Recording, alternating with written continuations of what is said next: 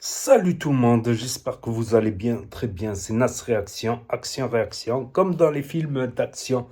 Je voulais revenir sur le décès de Louis Renoir, que son âme repose en paix, comme on dit. Je me suis imaginé un truc. Je voulais revenir sur deux choses à propos de son décès. Je me suis imaginé être à sa place. Donc, il avait rendez-vous pour les cérémonies des flammes. Voilà, les cérémonies des flammes, c'est des, voilà, pour donner des récompenses aux chanteurs, artistes de la street, hein, vu qu'ils ne sont pas récompensés dans les décorations officielles, on va dire, en France, hein. Déjà, il avait annulé, on l'a vu avec, comment ça s'appelle, un truc pour le bras, pour soutenir le bras. Puis, il a annulé les showcases, donc il devait aller au showcase comme ça. Et d'un coup, d'un coup, voilà, il est parti. D'un coup, il est parti. C'est choquant de savoir qu'il était dans ses activités de musique, de rap, tout ça, et d'un coup, tu peux disparaître comme ça. Voilà, je me suis dit, ça aurait pu être n'importe qui, et à 31 ans, c'est pas vieux, 31 ans, franchement, et pour certains, c'est vieux, 31 ans. Voilà, un jeune vieux, on va dire, non, même pas, c'est encore jeune, voilà. Jusqu'à 40 ans, jusqu'à 45 ans, ça reste plus ou moins jeune. Ça dépend des gens aussi, comment on vieillit pas tous pareil. Donc t'imagines, il devait aller aux flammes, aux cérémonies, il avait des showcases programmés et comme ça. Donc apparemment, c'est le diabète, quoi. C'est le diabète. Il aurait fait une acidose, tout ça, coagulation du sang. Et je voulais revenir aussi sur le diabète, à savoir que en général, on apprend qu'on a le diabète avec un arrêt cardiaque. Il y a le dépistage, mais c'est... je voulais faire un dépistage de diabète parce que des fois, je me sentais fatigué après manger ou quoi. Quand je bouffais beaucoup aussi. C'est quoi cette mèche? Et parce que 40% des gens qui ont le diabète en France ne savent pas qu'ils ont le diabète. 40%. Et en général, ils apprennent dès que c'est un peu tard qu'il y a un arrêt cardiaque. Savoir qu'un arrêt cardiaque peut avoir des conséquences psychomotrices, tout ça. Ça peut avoir des conséquences plus ou moins graves.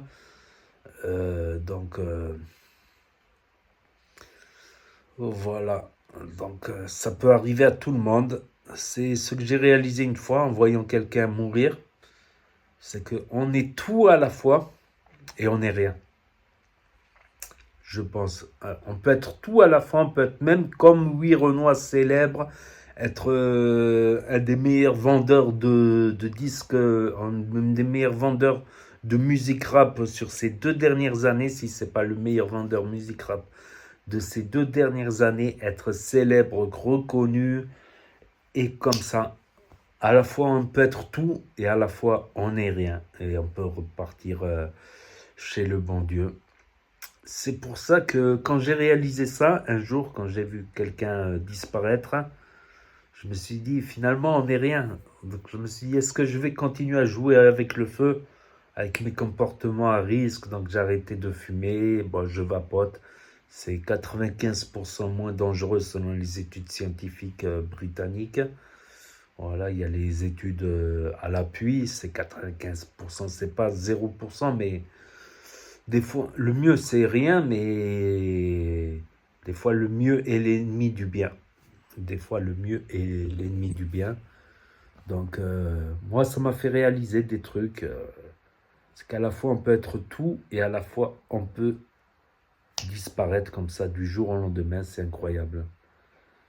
C'est incroyable. Quelques jours avant, il se voyait faire les showcases, les cérémonies. Voilà, peut-être qu'il a gagné des titres dans ces cérémonies, j'ai pas trop suivi les flammes. Moi, oui, Renoir, la première fois que j'en ai entendu parler, c'était un pote qui m'a fait écouter une chanson à lui, parce qu'il disait dans la chanson, je me rappelle plus c'est quoi cette chanson, en 2022, fin 2022, début 2023, il me semble. Dans la chanson, il disait, ouais, on est solidaires comme les gitans, comme c'est un pote gitan, il aimait bien comme il parlait des gitans, solidaires comme les gitans. Et aussi, un de ses derniers tubes qu'il a sorti, Tout le monde l'écoutait, même quand je regarde les stories des influenceurs, tout le monde le met dans ses stories. Une belle chanson en plus, franchement une belle chanson. Après, j'ai pas écouté, il y a des polémiques là-dessus sur son œuvre. J'ai pas écouté toute son œuvre, mais je pense aussi que le rap, ça doit être pris comme quelque chose d'artistique. Voilà. C'est comme à une époque en France, dans les années 60, tu avais les blousons noirs.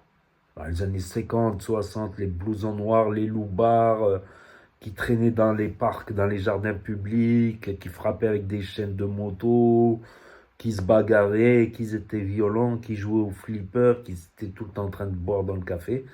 Ben, à l'époque, ils disaient c'est à cause du cinéma. Ils regardent le cinéma, donc les films de gangsters, ça leur donne envie de faire le gangster. Aujourd'hui, on ne pourrait plus dire ça qu'à cause d'un film, à part une ou deux exceptions, il y a eu un ou deux braquages qui se sont inspirés de films. Mais on ne peut plus dire, par exemple, à notre époque, que à cause des films, ben, les jeunes, ils font des conneries. Ben, ça le dit pour le rap. Le rap, ça peut être...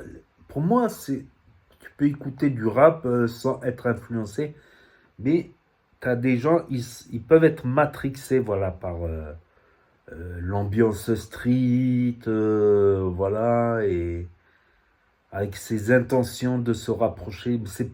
Ils vont plus écouter du rap parce qu'ils veulent se rapprocher de la street, ils veulent se rapprocher de la voyoucratie, quoi.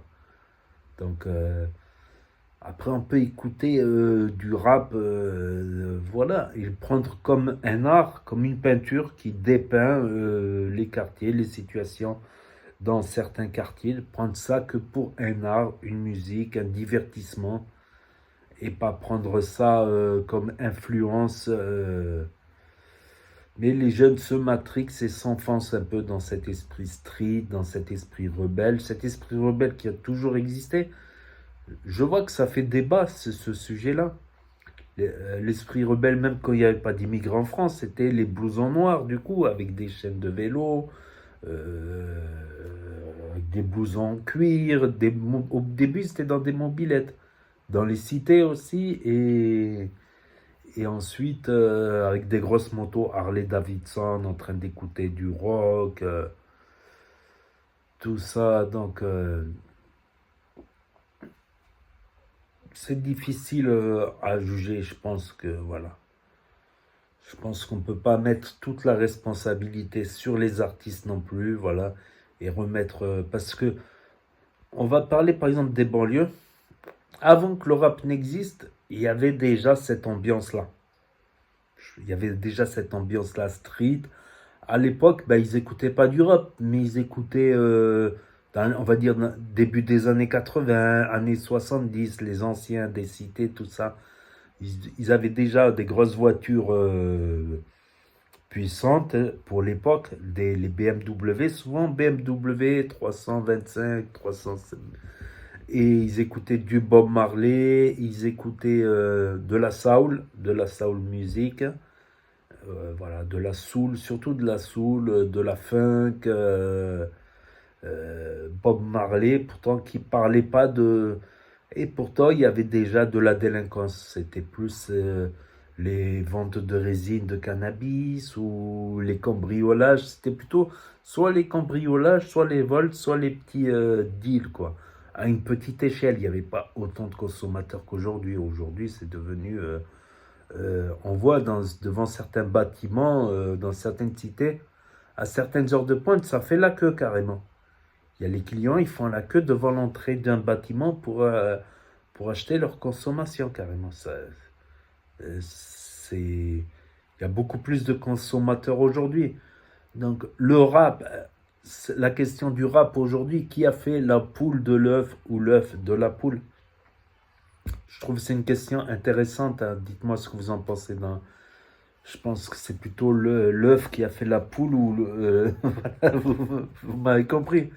Je pense que c'est plutôt voilà, la crise économique, crise pétrolière 78, il a commencé 71, 78, il a commencé à y avoir du chômage, donc de la délinquance. Il n'y avait pas de chômage avant en France. Avant 78, 79, je crois, la crise. Et ça n'existait pas le chômage. Il ne pouvait être que volontaire. Donc, voilà, qui a fait la poule de l'œuf, c'est...